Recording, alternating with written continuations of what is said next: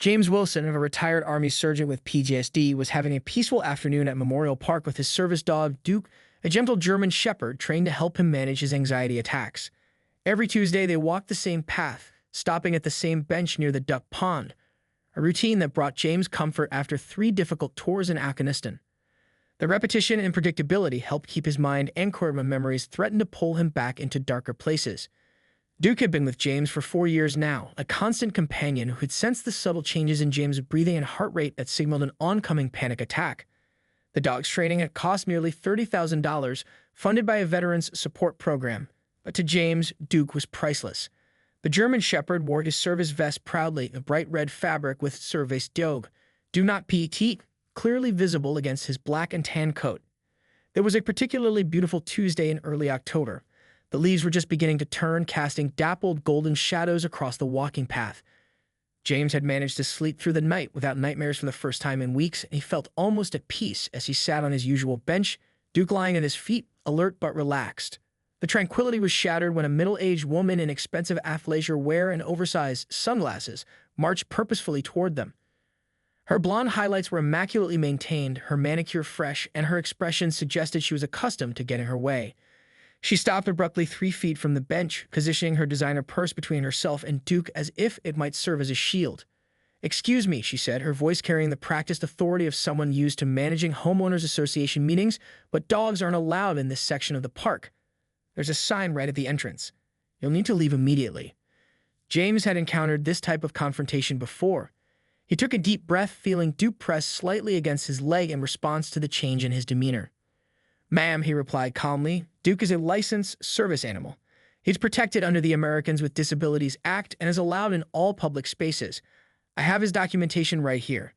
He reached slowly into his jacket pocket, careful to make his movements deliberate and non-threatening, and produced Duke's service animal ID card.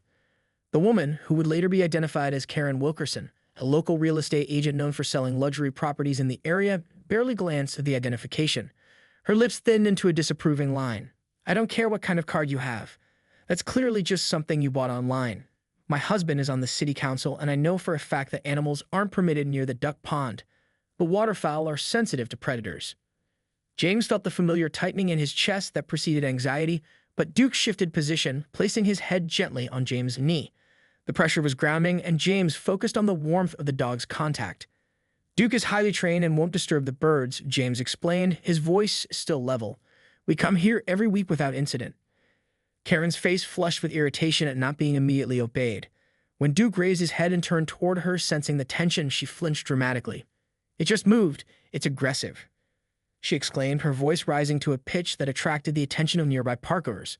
Without warning, she reached into her purse and pulled out a small canister. Before James could process what was happening, she had aimed it directly at Duke and pressed the nozzle, releasing a stream of pepper spray into the dog's face. Duke yelped in pain, a sound that tore through James worse than any mortar fire he'd experienced in combat. The dog backed away, pawing desperately at his eyes and whimpering. James watched in horror as his loyal companion suffered, unable to understand why this sudden pain had been inflicted upon him. The pepper spray attack instantly triggered James's PTSD. The sudden violence, Duke's cry of pain, and his own helplessness to protect his companion crashed over him like a wave. His breathing became ragged, his vision tunneled, and the peaceful park transformed into a battlefield in his mind. Sweat beaded on his forehead as his hands began to tremble uncontrollably. "What have you done?" he gasped, his voice barely audible as he knelt beside Duke, who was frantically pawing at his burning eyes and whimpering. The sound of his companion's distress cut through James's flashback, anchoring him partially to reality even as his mind spiraled. Park visitors who witnessed the attack rushed toward them. A young woman with a water bottle knelt beside Duke, gently pouring water over the dog's eyes while speaking in soothing tones. An elderly man offered James his handkerchief, dampened with water from another bottle. A jogger was already on her phone with 911, describing the situation in urgent tones. "Ma'am, I need you to stay right where you are," called out a park volunteer in a green vest who had been cleaning up near the duck pond. She had her phone raised, recording the entire incident. "You just assaulted a service animal, which is a federal offense."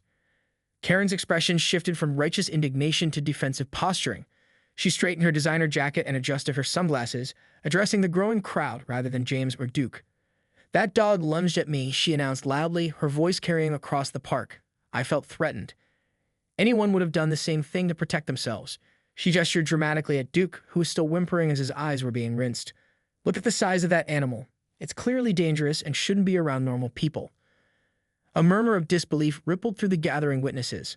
Several people had their phones out now recording Karen's performance.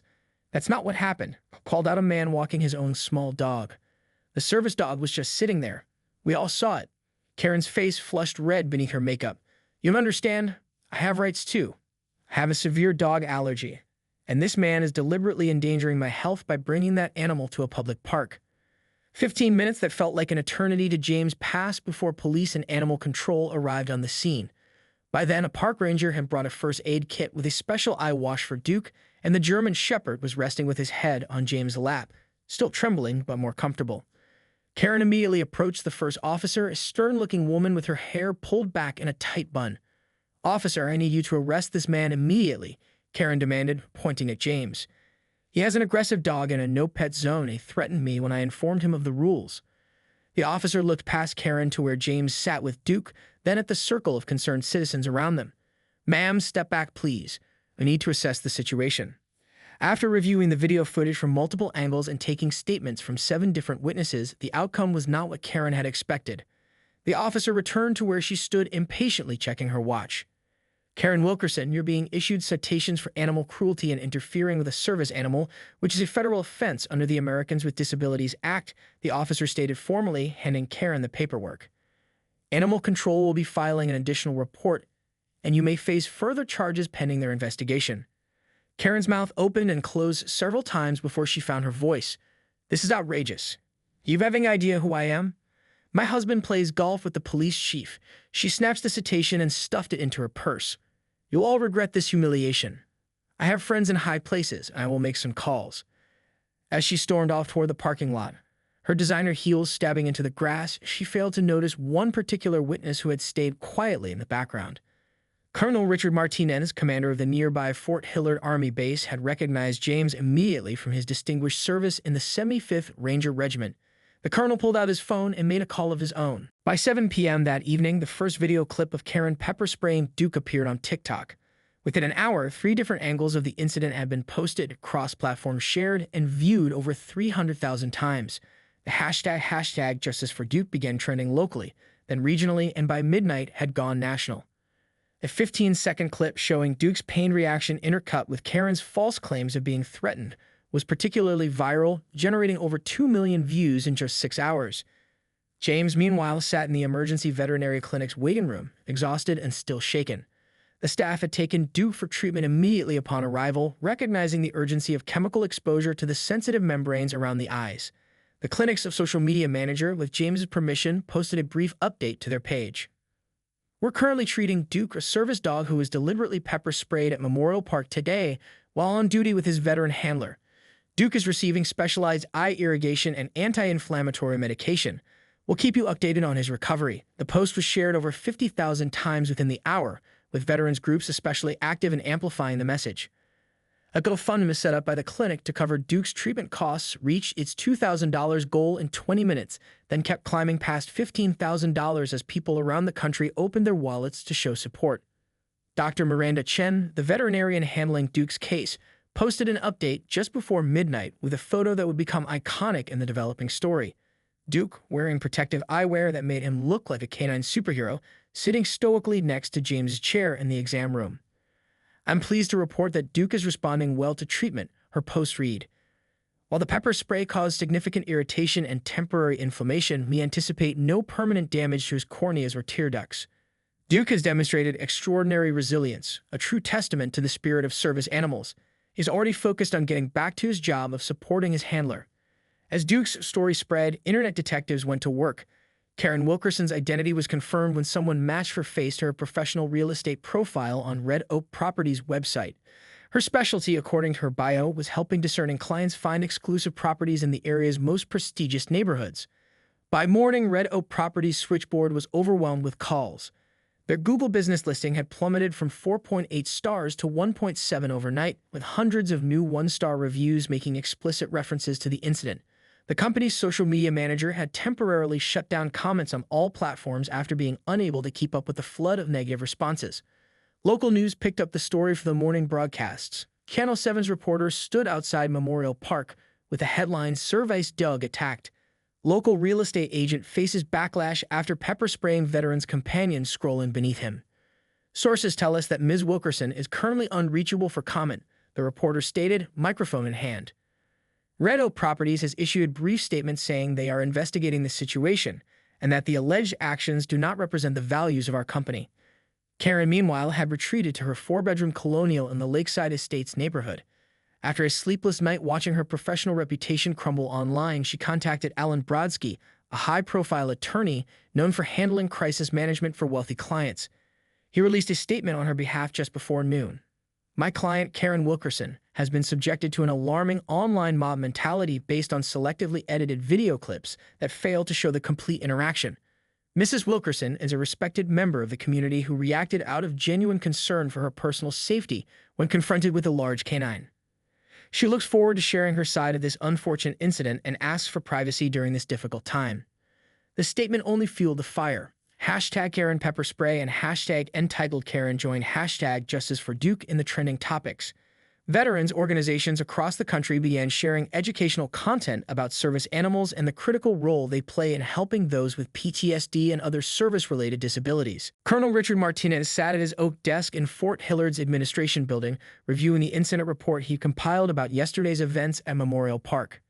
Before him lay James Wilson's service record, a distinguished career spanning 15 years, 3 combat deployments, and a Silver Star for valor during an ambush outside Kandahar. The colonel had served briefly with James in Afghanistan before their paths diverged, and he remembered a steady, reliable soldier who put his team's safety above his own. The colonel's administrative assistant entered after a brief knock. "Sir, Major Williams from Legal Affairs is here." "Send her in," Martinez replied, closing the file folder.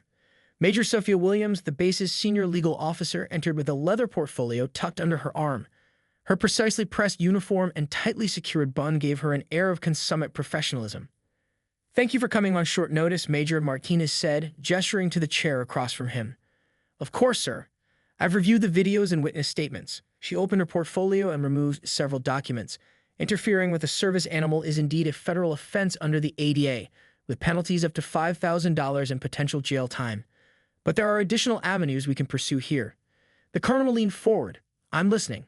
The Military Veterans Rights Act of 2018 strengthened protections for former service members, specifically addressing harassment related to their service-connected disabilities. There's also precedent under hate crime statutes when a service animal is targeted specifically because the handler is a veteran. Major Williams passed a document across the desk. "I've drafted a letter outlining potential charges that could be brought against Ms. Wilkerson beyond the local citations she's already received." Colonel Martinez scanned the letter, nodding slowly. "And we have jurisdiction to pursue this." The incident occurred within 20 miles of a military installation, and it involved a veteran whose disability resulted from service.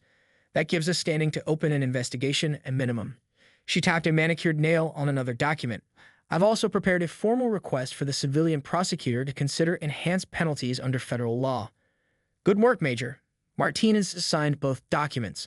"I want these delivered today," and arranged for someone from Veteran Affairs to contact Sergeant Wilson. Make sure he and his service animal have everything they need.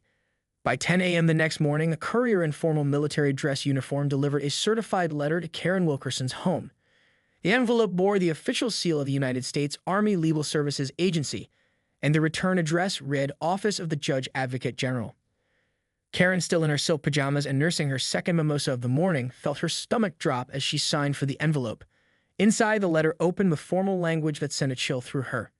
"Dear Ms. Wilkerson, this letter serves as official notification that the United States Army Legal Services Agency has opened an investigation into the incident occurring at Memorial Park on October 5, 2024, involving your assault upon a service animal assigned to Sergeant James Wilson, Ret., a decorated combat veteran of the United States Army."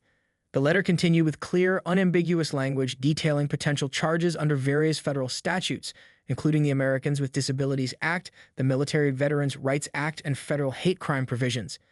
It outlined potential penalties including fines up to $50,000 and imprisonment, not to exceed 5 years.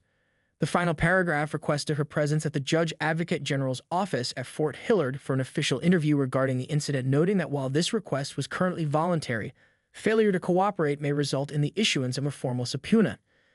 Karen's hand trembled as she reached for her phone to call her attorney. The local police citation had been concerning but manageable. The social media backlash was humiliating but would eventually fade. But this, an official military investigation, was beyond anything she had anticipated. Meanwhile, across town, James answered a knock at his apartment door to find Captain Elena Rodriguez from the Army's Veteran Affairs office standing in the hallway, her uniform impeccable. "Sergeant Wilson," she said with a respectful nod. "The Army looks after its own. May I come in? I'd like to discuss how we can support you and Duke during this difficult time." Commander Frank Ortiz of VFW Post 4872 stood at the podium in the post's main hall, which was filled beyond capacity. Veterans of every generation packed the room alongside active-duty military personnel, first responders, and civilians from throughout the community. A hand-painted banner stretched across the back wall, standing with James and Duke. "I've known James Wilson since he came home from his third tour," Commander Ortiz began, his voice resonating through the hall. "He exemplifies the best qualities of our armed forces: courage, integrity, and selfless service.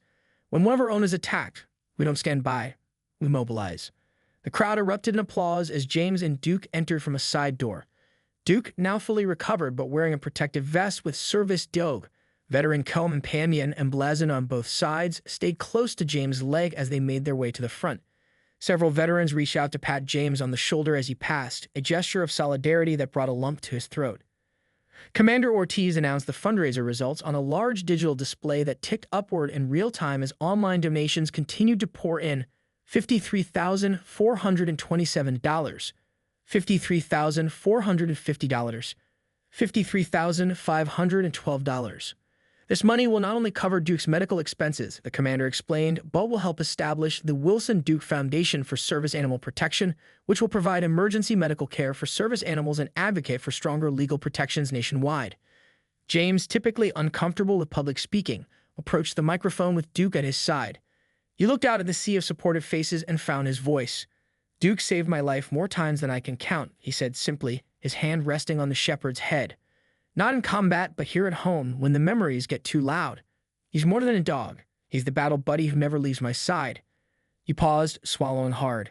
"Your support reminds me why we serve in the first place, to protect communities that stand together. Thank you." Across town, Karen Wilkerson's carefully constructed life was unraveling thread by thread.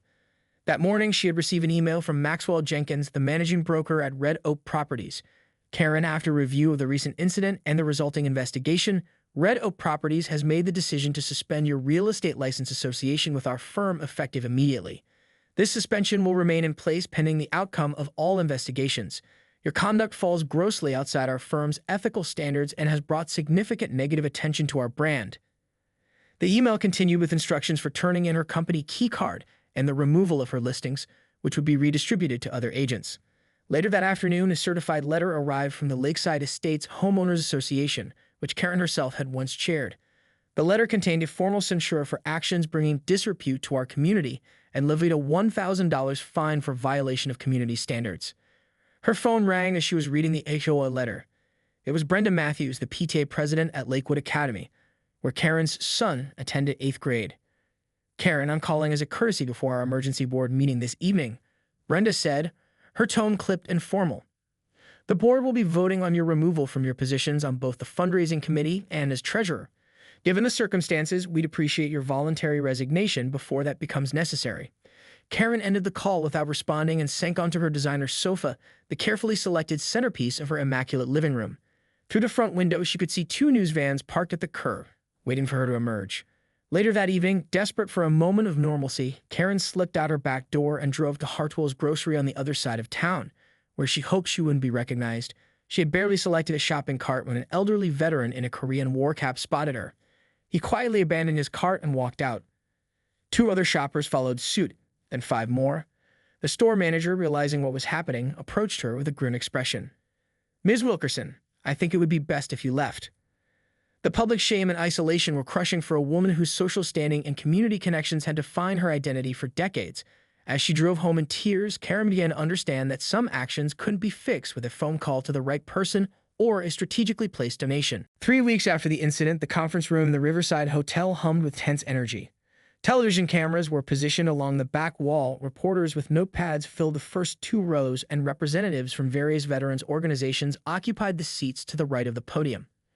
Karen Wilkerson sat at a small table near the front, flanked by her attorney, Alan Brodsky, and a crisis management consultant who had been coaching her for days. Karen looked markedly different from the confident woman who had confronted James in the park. Her designer clothes had been replaced by a conservative navy blue suit, her hair was pulled back in a simple style, and her makeup was minimal. The physical transformation was deliberate, but the haunted look in her eyes was genuine, the result of sleepless nights and the unraveling of her carefully constructed social identity. Her attorney approached the podium first. Ms. Wilkerson has reached a comprehensive settlement agreement regarding the Memorial Park incident, he announced, adjusting his glasses. This agreement has been approved by all relevant parties, including Sergeant Wilson, a district attorney's office, and representatives from the United States Army Legal Services Agency. He outlined the terms. Karen would issue a public apology, make a $75,000 donation to the newly established Wilson Duke Foundation for Service Animal Protection, complete 200 hours of community service at the county animal shelter, and attend a comprehensive training program about disabilities and service animals. In exchange, the Army would not pursue federal charges and James would not file a civil lawsuit. When Karen stepped up to the microphone, the room fell silent. She unfolded a prepared statement, but then set it aside. I had a speech written, she said, her voice wavering slightly. But I think what's needed here is honesty and not carefully crafted words. She took a deep breath. 3 weeks ago, I committed an inexcusable act out of ignorance, entitlement, and frankly, a moment of thoughtless cruelty. I pepper-sprayed a service animal who was doing nothing more than supporting a veteran who served our country honorably. Karen's voice cracked. There's no justification for what I did.